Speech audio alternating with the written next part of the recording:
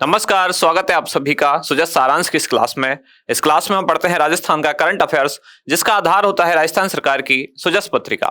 शुरुआत करते हैं हेडलाइंस के साथ।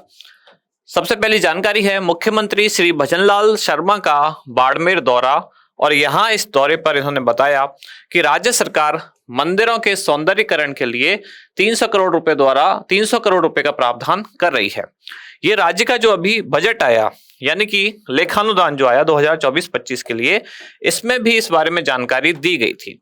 इसमें बताया गया कि किन किन मंदिरों पर उनके सौंदर्यीकरण के लिए, उनके उद्धार के लिए कह सकते हैं, या जिसको कह सकते हैं पुनर्निर्माण के लिए कहीं कहीं कुल मिलाकर 300 करोड़ रुपए का प्रावधान इसमें किया गया है। साथ ही बाड़मेर के दौरे पर और क्या क्या उन्होंने काम किए हैं वो भी यहाँ बताए गए हैं, जैसे कि चालकना गांव में 2.5 करोड़ रुपए की लागत से एक रात्रि विश्राम गृह बनाया जाएगा। डबल इंजन की सरकार गरीब कल्याण के लिए प्रतिबद्ध है। यहाँ इस बारे में बताया गया कि राज्य सरकार ने हाल ही में क्या क्या प्रयास किए हैं, जैसे कि पीएम किसान सम्मान निधि योजना, जिसमें 6,000 रुपए किसानों को एक साल में दिए जाते थे। इसमें अब राज्य सरकार ने 6,000 में 2,000 और ऐड करके इसको कर दिया है अब कितना, 8,000 रुपए। ये सम्मान राशि यानी कि किसान सम्मान योजना जो है, पीएम किसान सम्मान निधि योजना, राजस्थान में अब इसमें 8,000 रुपए किसानों को दिए जा रहे हैं, यानी कि 2,000 रुपए की बढ़ोतरी की गई है। ऐसे ही गेहूं की खरीद पर जो एमएसपी था उसमें 125 रुपए प्रति क्विंटल की राज्य सरकार द्वारा बढ़ोतरी की गई है। सामाजिक सुरक्षा योजना, पेंशन योजना, इसमें अब 1,150 रुपए मासिक पेंशन दी जा रही है। यानी कि सरकार द्वारा गरीब कल्याण के लिए क्या क्या काम किए जा रहे हैं उनके बारे में जानकारी कुछ दी गई है। अगले पेज पर जानकारी, 60 दिव्यांगों को स्कूटी मिली। मुख्यमंत्री दिव्यांग स्कूटी योजना के तहत जयपुर जिले के 60 दिव्यांगजनों को स्कूटी वितरित की गई। उप मुख्यमंत्री श्रीमती दिव्या कुमारी को आप देख रहे हैं फोटो में, जिन्होंने इस काम को किया था। मुख्यमंत्री ने श्री आलमजी एवं श्री चालक नीची माता मंदिर में दर्शन किए। बाड़मेर का उनका दौरा था। अगली जानकारी, राजस्थान सरकार की प्राथमिकता जहां प्रदेशवासियों को बेहतरीन स्वास्थ्य सेवा मिले, तो इसके लिए प्रदेश भर में जो स्वास्थ्य केंद्र है उनका निरीक्षण किया जा रहा है। जिले के जो जिला कलेक्टर हैं उनके द्वारा स्वास्थ्य केंद्रों का निरीक्षण किया जा रहा है। दवाओं की खरीद आपूर्ति का प्रबंधन और सुदृढ़ किया जाएगा। अगली जानकारी है मरु महोत्सव का भव्य आगाज पोखरण से बुधवार को शुरू हो चुका है। इसकी विधिवत शुरुआत जैसलमेर में 22 फरवरी को होने वाली है। सांख्यिकी अधिकारी भर्ती परीक्षा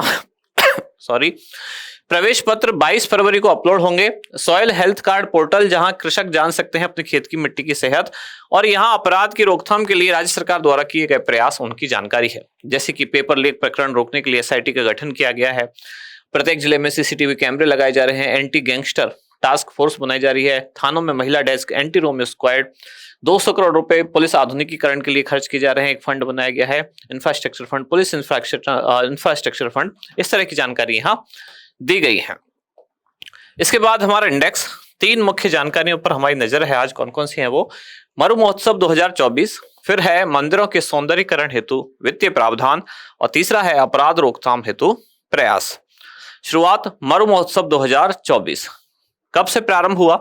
21 फरवरी 2024। अब ये पोखरण से प्रारंभ हो चुका है, लेकिन इसकी ऑफिशियल शुरुआत कह सकते हैं, विधिवत शुरुआत, ये कहाँ होगी? जैसलमेर के में शहीद पूनम सिंह स्टेडियम में। और वो कब होने वाली है? आज, यानी कि 22 फरवरी।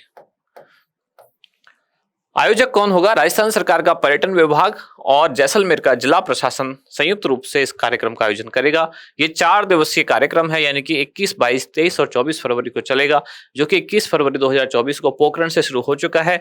और जैसलमेर में कार्यक्रम का विधिवत शुभारंभ कब होगा? 22 फरवरी 2024। जैसलमेर में स्थान कौन सा? शहीद पूनम सिंह स्टेडियम।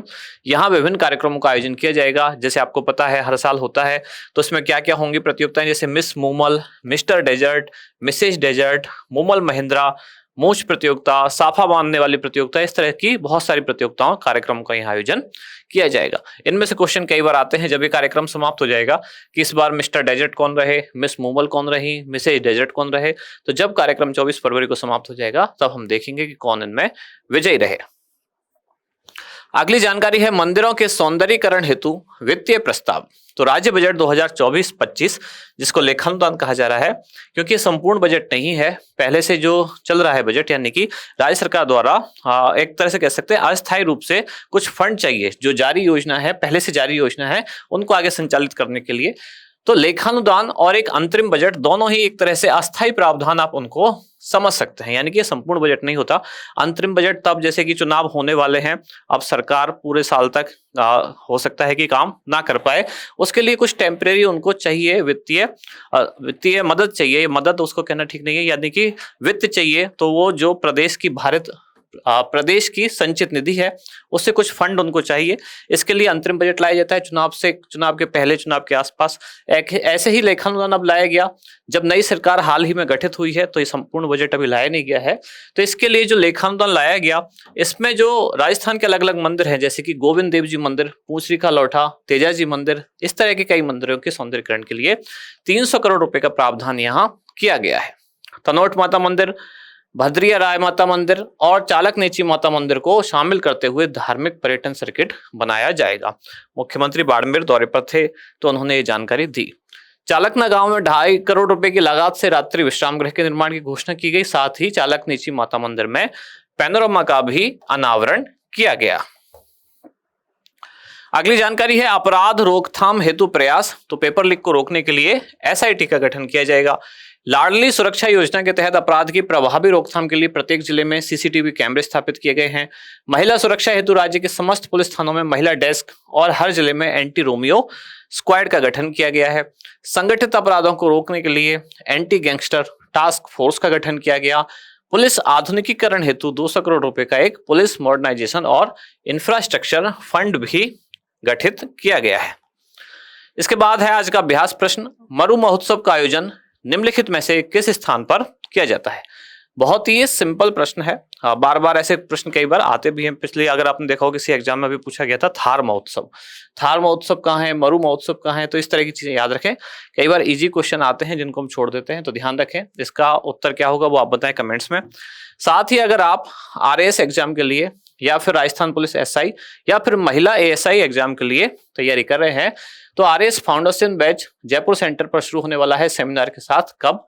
तो ये 10 मार्च 2024 को सेमिनार है, सुबह 10:15 बजे। साथ ही RAS prelims, Rajasthan police SI और महिला एसआई, इनके लिए भी सेमिनार का आयोजन किया जा रहा है जयपुर सेंटर पर ही। कब? रविवार यानी कि 10 मार्च 2024 को सुबह 11:15 बजे।